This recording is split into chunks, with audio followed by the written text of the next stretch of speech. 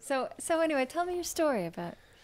Well, my name is Nidal. I was born and raised here in Ida camp, and I lived almost all my life in this refugee camp, where I witnessed a lot and I learned a lot socially and politically.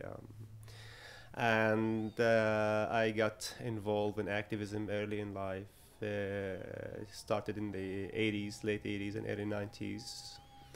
And as many people who worked in politics, we stopped working in politics when Oslo came. Right, those were the Oslo years, right? Yeah, when Oslo came, and at that time I was studying electricity, and I finished the electricity, and I started working in Israel and Jerusalem, and goes all around the place.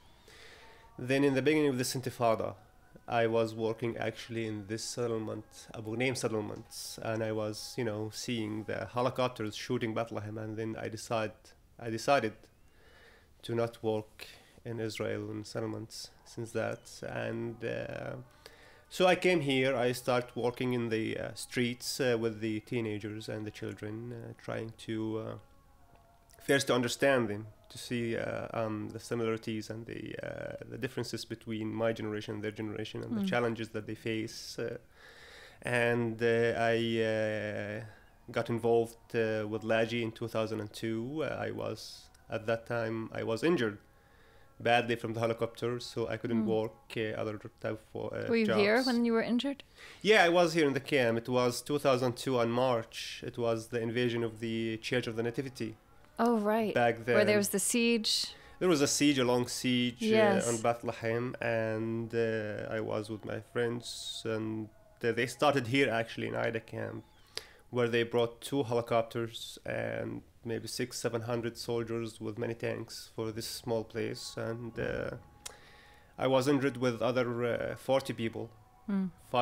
6 of them were killed, and since then I couldn't work in constructions and electricity, and Laji came to me and they offered me a job in a And this is computer this lab. media project.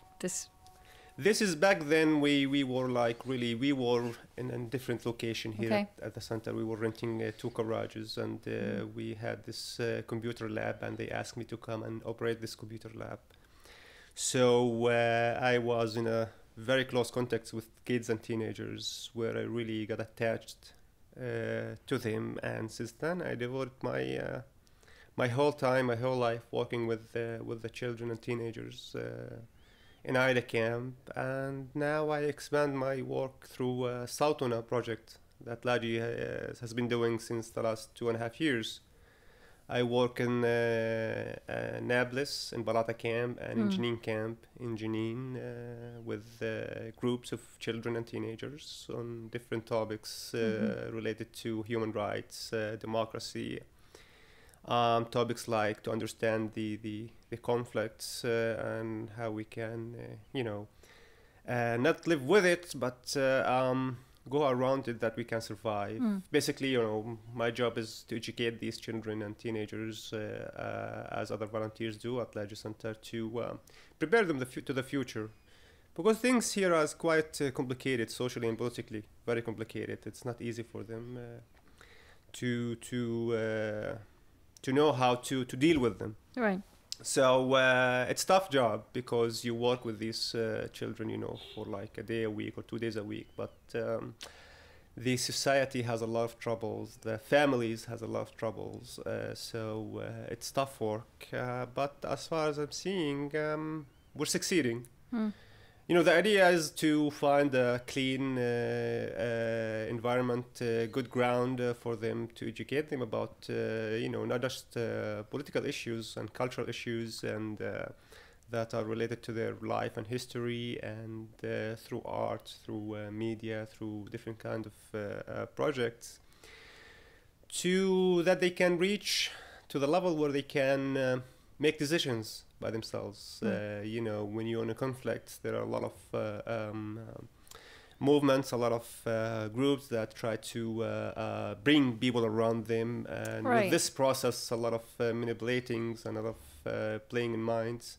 So one of the main ideas that Laji start to help these teenagers to reach to the age where they can make their own decisions. And this is the tough and hard job here. It's an interesting project also because I think teenagers in any culture, that's also a time when they're perhaps most vulnerable, and also, as you say, being able to make wise decisions for themselves is a challenge. It's a big challenge. Almost biologically as well. Yeah, it's a big challenge here. I mean, I worked with teenagers in the U.S. And high schools, and I worked with children in the U.S. You know, to educate them about the Israel-Palestine conflicts and to see what level of knowledge they have.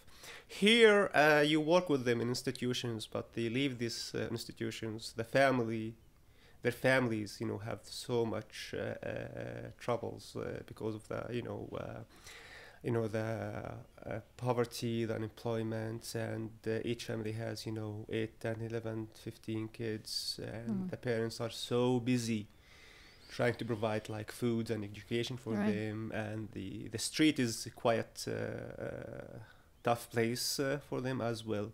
So you'll face a lot of challenge with these teenagers and children to just,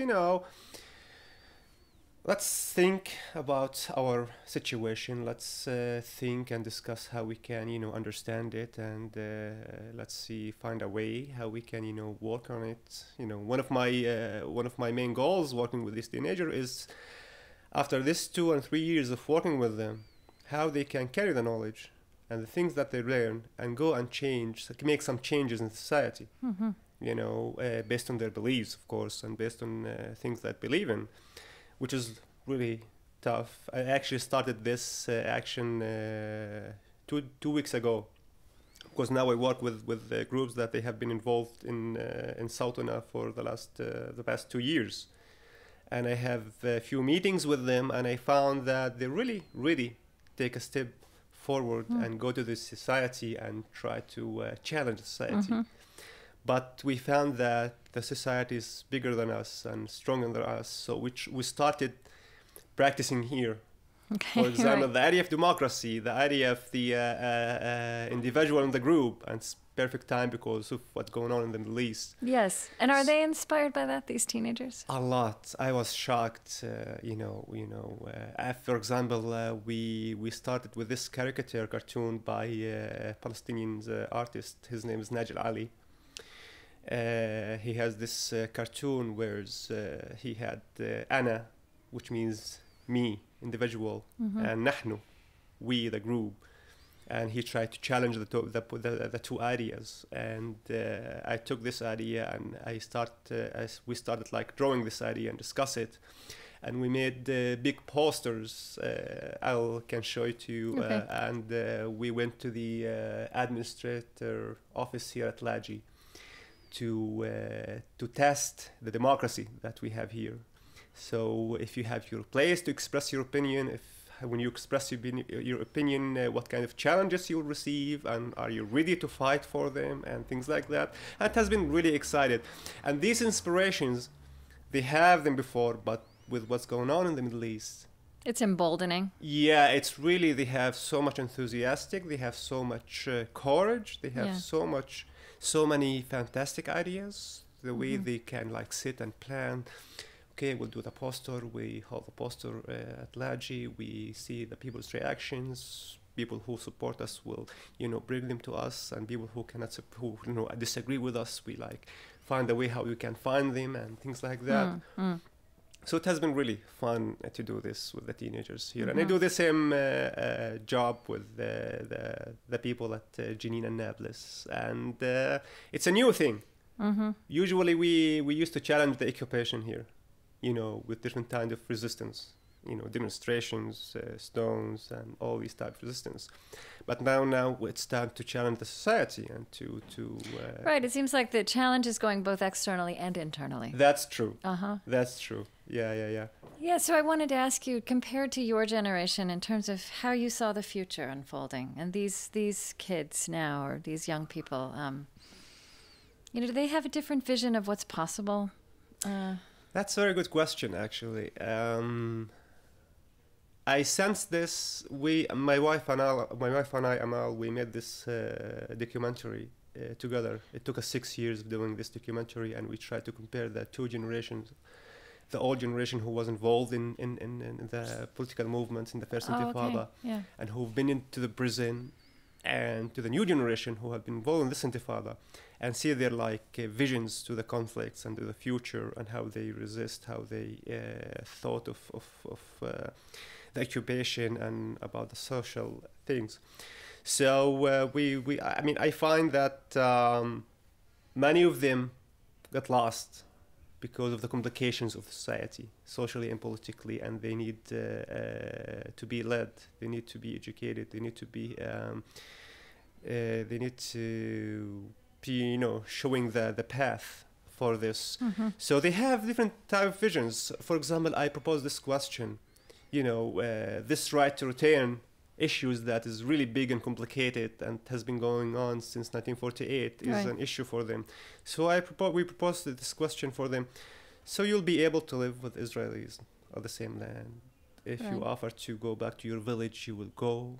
For example, how you can see the future of Palestine. Actually, this is our next magazine at Laji, with the 6 different refugee camps in the West Bank, thinking of the future and the possibilities of the Israeli-Palestinian conflicts.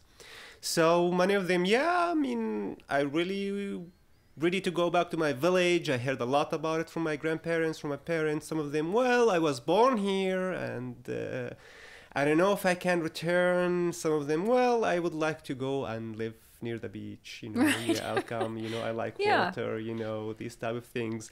They like the idea of one state. Mm-hmm. It's hard for them to explain for them, like the one state, two state solutions demographically and geographically, but they know that they want one state solution. Another issue is, to be honest with you, many of the teenagers and the kids who have lost their parents in these conflicts, and their parents, they were killed in front of them by snipers, through the invasions, and to discuss the idea of to live in one state. What do you think of the future of Palestinians and Israelis living together, and all of these things? They have different issues. They still have this anger and hurts feelings inside them, and but they have the ability to move on with it. But they're really struggling, as many people here in the West Bank struggling. And sometimes I discuss the issue of forgiveness. Sometimes we enter some philosophical topics to these children, and they're good at it. What do you think of forgiveness? You've lost a lot, and you'll receive some kind of answers.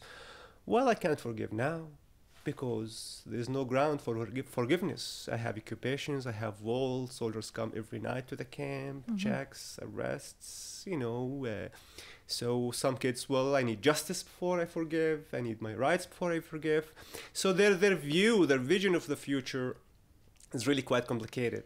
They all agree that, we really would love to live in one state, without walls, without checkpoints. I can go to the beach, and I can, go to my village, and they have it. They have the ground for it. But because, as I said before, some of them, their parents are martyrs. They have families in prison, and the occupation really affected them, especially here in Aida camp, because the location of Aida camp is very close to, as you see, the settlements, very close to the military camps here. Most of the conflicts and the clashes used to start here and end here. So it's really, they really got damaged psychologically from the side. There's so much pain and damage all around that it's that complicates all the other issues. That human pain becomes a factor. And I think people in the States, as you realize, they often think of this as a religious conflict. Oh yes, right. And oh, but I yes. mean the layers of this. There's so many layers, and that's just one of them. But I mean, is religion part of these young people's? How does religion play in, or does it at all, into their reactions, or reaction to the conflicts. Yeah, or when they talk about forgiveness, or just how they cope in their day-to-day lives. Based on my experience in the past 9 or 10 years working with children and teenagers, I can say it comfortably. Religion is not the issue. Yeah. When it comes to when it comes to the conflicts. For example, all their parents grow up working in Jerusalem and Israel. There was a time when during Oslo and before Oslo, when all the Israelis used to come and shop here, and the checkpoint was open, and many people used to go there inside Jerusalem and see the places. So when you propose this for them, when you say, okay, Jewish and Palestinians, they say Israelis and Palestinians. They don't say Jewish and Muslims. The conflicts between Israelis and Palestinians. Right. The conflicts between religious settlers and villagers. Yeah. They don't use the terms of like these big terms like religious Muslims are fighting Jews. Right. It's not a conflict between Islam and Judaism. Yeah, and they have quite because they watch a lot of TV, and without watching the TV, the conflicts is around them. They living it life, and they face during their daily life some Islamic movements and some left movements, and they have different views. Of course, when you talk to a kid or to a teenager from a religious family here, he will be using these religious terms in terms of struggle and in terms of we should fight and we should things like that. But even though when they use these terms, they will use them as a relation of this is a conflict between Israelis and Palestinians, and we should fight to gain our rights. They don't use the term, for example, jihad. Right.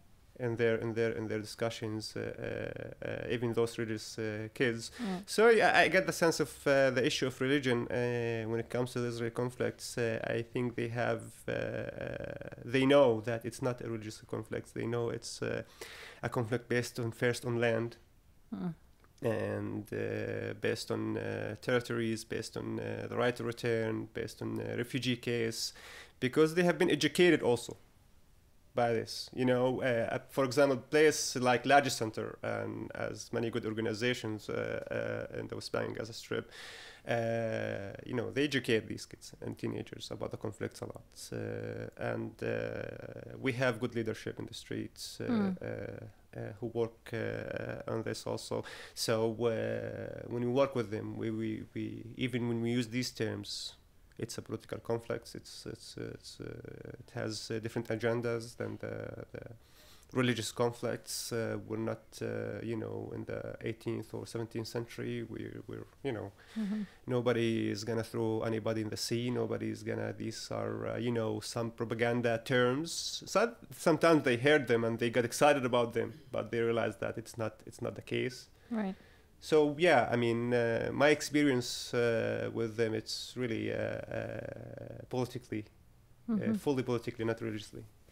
So I asked them all this, but what's the Palestinian story, or what Palestinian stories would you want to tell that don't make it into news headlines, or that simply don't get covered? What comes to mind? I'm sure there are hundreds. There's a lot. What comes to mind? Yeah. There's hundreds of for example, when in late 2006, I did some workshops in New York City, in Brooklyn, high schools, Brooklyn, educate them about Palestine, Israel conflicts, and I was shocked by the amount of information that these teenagers, like high school children, they have. Strangely enough, some of them thought that Israel is in Europe. Really? Yeah, they don't know that this area, they don't know that the Middle East, not all Muslims, they have they think that the whole Middle East speaks Arabic. They don't know that we have Jewish, Muslims, Christians, Turks, Persians. When it comes to Palestine-Israel conflicts, they have fully believe that it's a religious conflict. and the idea of the Holocaust and the idea of Jews from back then in Europe still in their minds, which is reality, and it's important to educate the kids about it. But they don't know that it's about lands, and it's politically conflicts. So these are one of the important topics and issues that the West and the young generation in the West need to be educated about, and to have a sense that we have Muslims and Jews, but we have Christians also living in this, and they have long history with this land. I mean, Jesus was born here. One kid once asked me, who has the right to own this land? I said Christians. Jews and Muslims should, Because why? Because, Jesus was born here, and, I was like joking with him, It's like, Jesus was born here, and they have the right, to lead this country, and blah, blah, blah. So the many teenagers in the West, they miss these concepts, and they're missing this information from them. Another thing about Muslims and Christians issues when it comes, for example, for an area like Bethlehem, and my wife has been doing a lot of writing about it. For example, this Ida camp, it has a wall, but when you talk about Bethlehem city, you talk about Bethlehem as a holy place. Right. But Bethlehem as a whole place, it has like Bedouins, it has refugees, it has Christians and Muslims and people who live in the city. So it's not all about the city and the people who lives in the city. It's also, you have some fractions around the city, like Aida camp, like Al Khadr village, who are struggling every day with the occupation to survive. And the issue of land, which is the most, in my opinion, the most important thing to discuss in the West, is the land. Because the struggle is all about the land.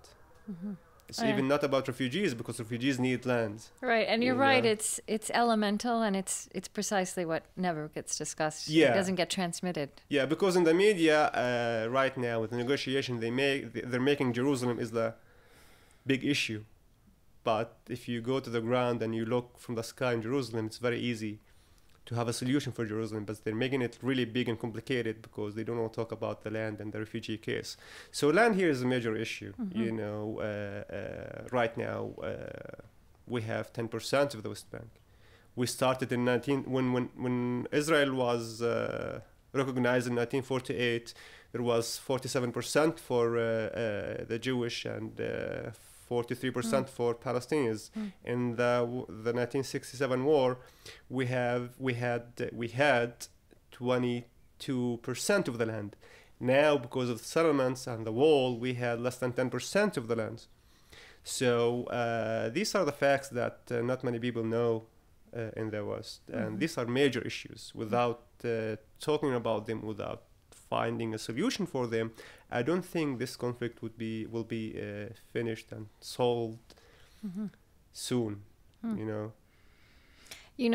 spoke with a Jewish journalist, Israeli journalist, who also was American born. He's lived here for a long time.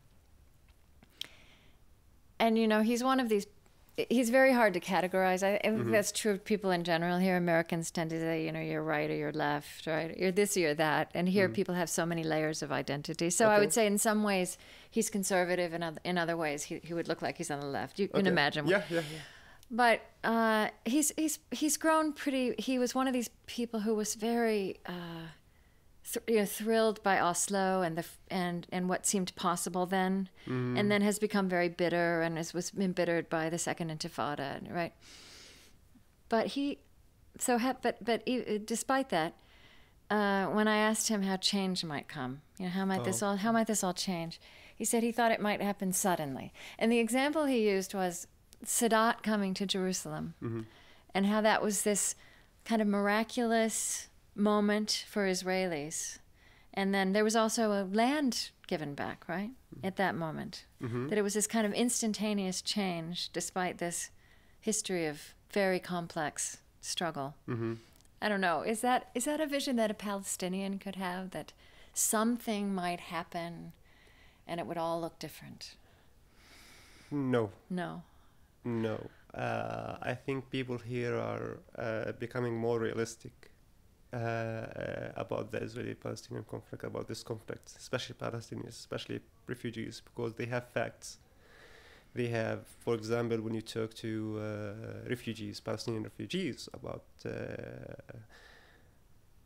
the future, well, say it. Forget the negotiation, forget Oslo, because Oslo is based on vague idea. They said it's simple. We have this land. The land is complex now. It has Israelis living in it.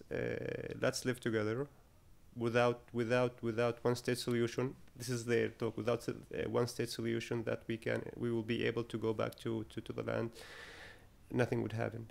Because the way we think about it here, about the future and about this miracle that may happen one day, we have new generations every 5 or every 6 or every 10 years are coming here. And they're coming and living in a very tight place. Mm-hmm. These generations, every 5 or 10 years, they explode because they have no place to go. In the refugee camps. In the refugee camps, mm-hmm. especially. They have no place to go. So, and they start, since the first Intifada, they have been doing, they have been shaping the future of the conflicts. For example, we have the first Intifada, we had Oslo failed. We have this new conflict that started in 2000, and it's failed now, politically failed. And they think about the future that no, without right to return, there's no miracles going to happen. Without thinking of the facts that are on the ground, Jerusalem, okay, one of them, the refugees, the 12 refugee camps in Lebanon, that they're living in a hard condition without discussing the refugees from 1948, not just the refugees from 1967. The future wouldn't be, there will not be any optimism in the future for this conflict. But about somebody would come with a solution from outside, I don't think this will happen. Mm-hmm. The solution has to be inside. It has to be. It has to start from inside. It has to start from inside. It has to start from both people. Yeah. It has people here. They believe that they realized now because they have a really right-wing government in Israel, and we have a corrupt government in the Palestinian side. People start realizing that both people need to. You're talking about the people, not their elected representatives. Yes, they have to move, and they have to break these boundaries, but without normalizing things and without being naive and talking about peace. Yeah, it's nice. But without talking of peace, without justice, And I hear this talk by many people, okay, well, there is no future for the Palestinian Authority because politically they failed, they're corrupt. The Israeli government is really right-wing government, and it's about people. And this talk is coming because of what's going on in the Middle East. Right. Like how the people sparked in the street and they made change. So Egypt then plays into something that was already happening here. Oh yeah, Egypt. Everybody is really focusing fully on Egypt. First, because Egypt has this peace agreement with Israel, and the new government will make some changes in relation to Israel and relation, and Egypt is a big country and a major player politically. It's a major player in the Middle East. And the revolution there, so far is succeeding in terms of like changes, socially and politically changes. And really people are inspired by it. And they still, really having this energy inside them they want to, use because of Egypt. So, all the eyes on Egypt now. All the eyes on Egypt. That's great. Thank you so much. Have you asking one question? Yeah, sure. So when you guys are talking about psychological trauma, it seems like almost every Palestinian I've either talked to or listened to has a father, a brother, an uncle that's been imprisoned in somehow. And then I'm harkening back to Amal's story about just even going into Jerusalem with your infant. Yeah. And that there's a psychological trauma there. I mean, I've been gone for a week, and my son had his first sleepover. And I feel the miss. I long. I miss that, and I just wonder how that factors into going forward as you talk about that too. There's another level of trauma or issues to deal with. You mean being a father? Well, so there's the very blatant, like I have family in prison that also may unite people, but I also have these little things that I miss out on each day. And how does one kind of wrestle with that? Is there ways of transcending that, or are there ways of kind of being beholden to it?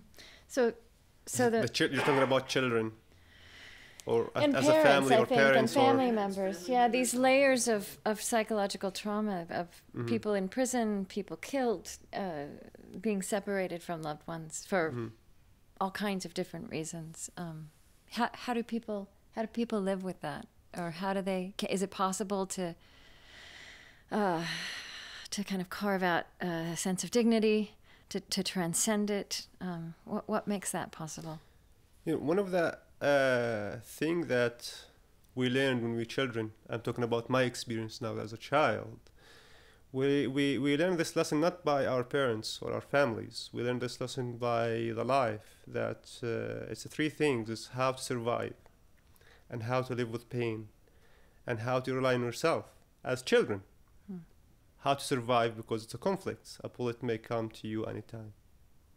You need to learn early in age how to avoid it.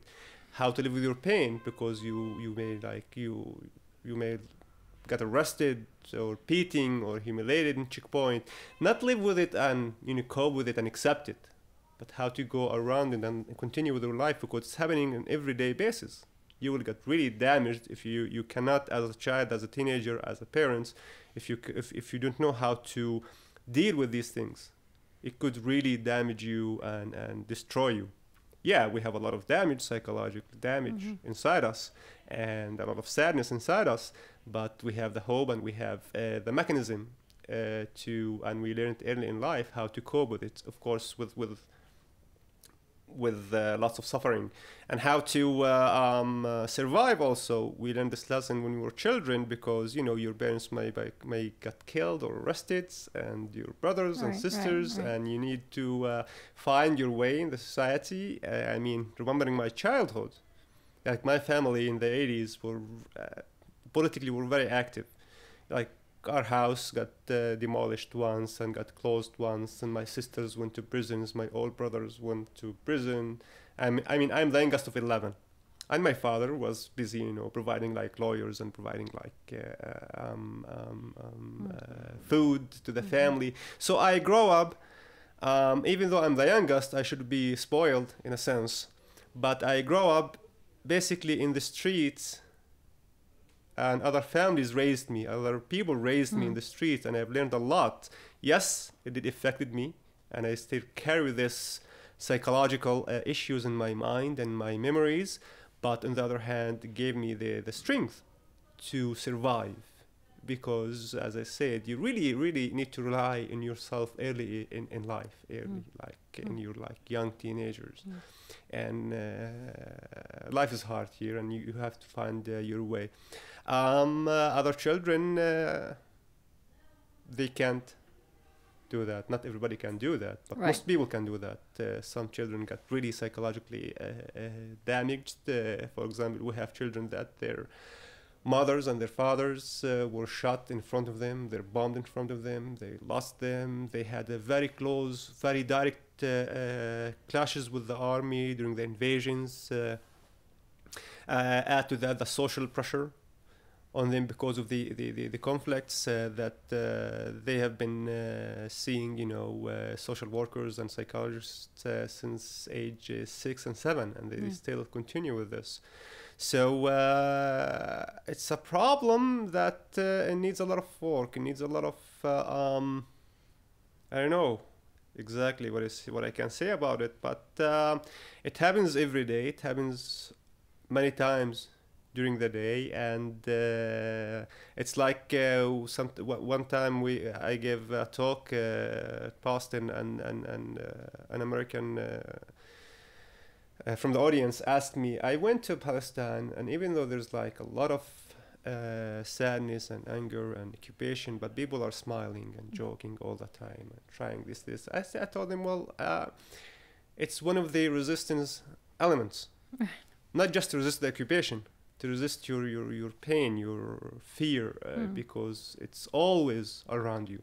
You can't let this fear and let these things to destroy you. So even though you feel you have the pain inside you, but you need to laugh and you need to smile and you need to play. You need to move in your life.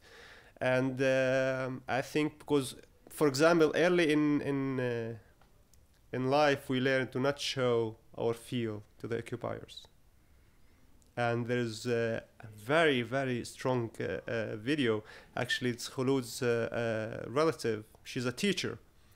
And they bombed the door, and she was behind the door, and she was killed. So her daughter was like 6 years old, was crying and begging the soldier to to call the ambulance. So her brother, which he's 11 years old, he came and asked her to not cry in front of the soldier. And for me, I know why he did this. I understand, but I was shocked to see this boy asking his 6 years old sister to not cry in front of the soldiers, because we learned early, like, okay, don't show your tears to the occupier. This is one of the resistant elements and all these things. Yes, it damaged us, but I have to say it gave us something positive things. It's hard. It's weird to hear it, to listen to it, to believe it even. But it has a lot of negative sides. But based on my experience, who witnessed and lived the first Intifada and lived the second Intifada, and I participated in many of these activism. Yes, I can say it's hard psychologically and every level, but I have some strength by it. It also makes me think that if Palestinians and Israelis lived together one day, part of that would be having to learn to show your pain to each other. Yeah. Well, that's another excellent point, which wouldn't be easy. No, it wouldn't be easy. No.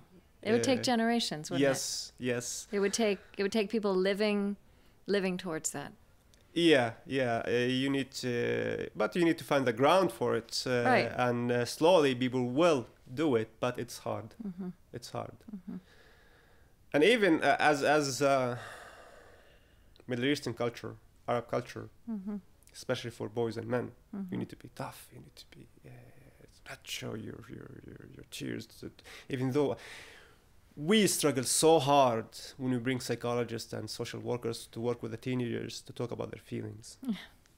This is one of the major struggles here in Palestine. Just talk about your feelings. You feel better. We'll find a way to help you in this. It take us months and months and years, for them to reach to the level. Yes, oh yeah, I believe that this is good for me. Yeah, I feel comfortable. I feel good about it, and I can talk about my feelings, about how I feel, what type of things that I face in my life. So it's not easy. Yeah. Okay. Thank you. Yeah. Yeah. Thank you. I thought we were just. Nidal Al-Azraq. Join it. Listen to the interview. Thanks. We still running. I was aware that we were about to run out of time.